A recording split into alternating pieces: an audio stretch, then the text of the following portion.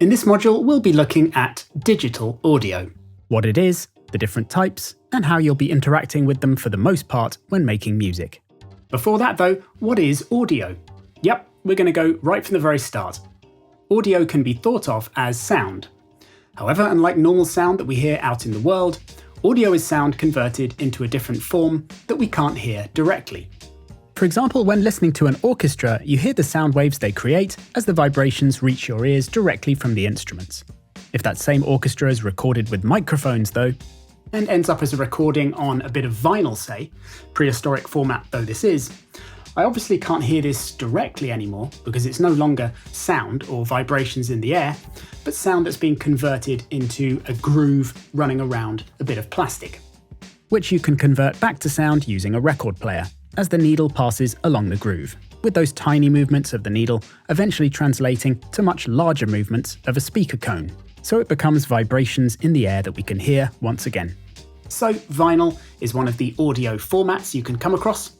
CDs are another one, or tapes, and it actually took me quite a while to find this one. Getting back into the 21st century though, these days you'd most likely be listening to that orchestra on your phone, probably via a music streaming service, where you can't actually get hold of the audio directly as you just press play and away you go. If we go back a bit though, before streaming apps, people were mostly listening to MP3s, which is another audio format, only this time, rather than it being a physical object, it was a file that we could download onto our computers and then drag around to different places or play with media players or DJ software.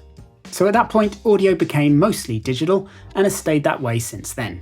What does digital mean? It just means audio stored as ones and zeros, or code, like in an MP3.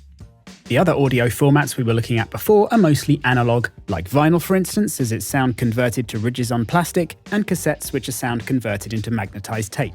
CDs are actually a digital audio format, as the data on the disc is in ones and zeros, just like a computer file. So actually the compact disc was the first mainstream digital audio medium, not the MP3. That's probably enough history though, so let's get on to why that's relevant. And I want to quickly help you understand why digital audio became more popular than analog, which is actually one of the questions that slightly baffled me in my university course interview many moons ago, although the answers are perhaps a bit more obvious now that we live in such a digital age. Put simply though, digital audio is much more robust. Analog formats like vinyl can get scratched and then create an audible click as it plays when the needle hits that scratch. Tape can wear out and then cause audible artifacts as the tape head picks up the signal on the degraded tape. Both of these, ironically, are now things that we add to a digital audio stream quite often to make it sound more analog. But you get the gist, these kinds of physical media degrade.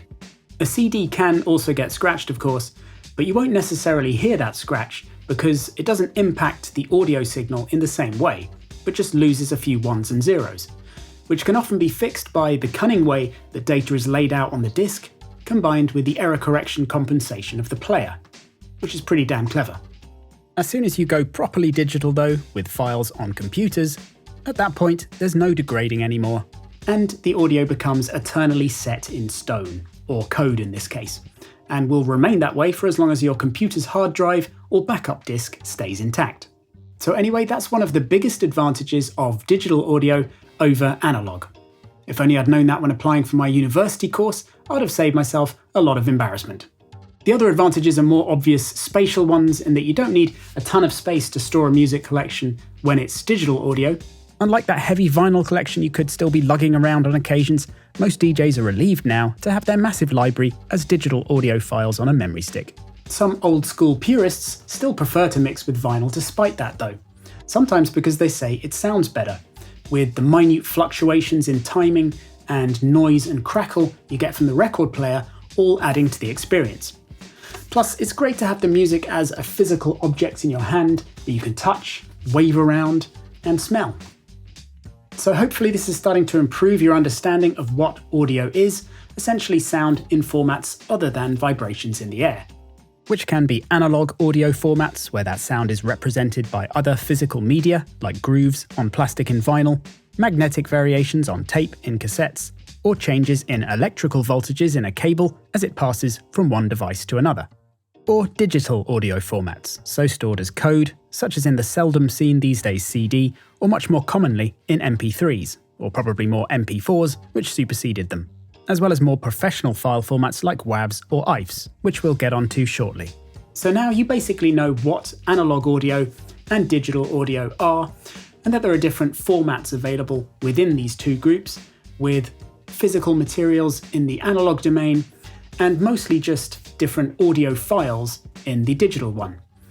And as these files are what a producer tends to interact with most when producing, that's what we're going to be expanding on in more detail shortly, looking at the ways you'll most likely come across them and how to work with them when making music.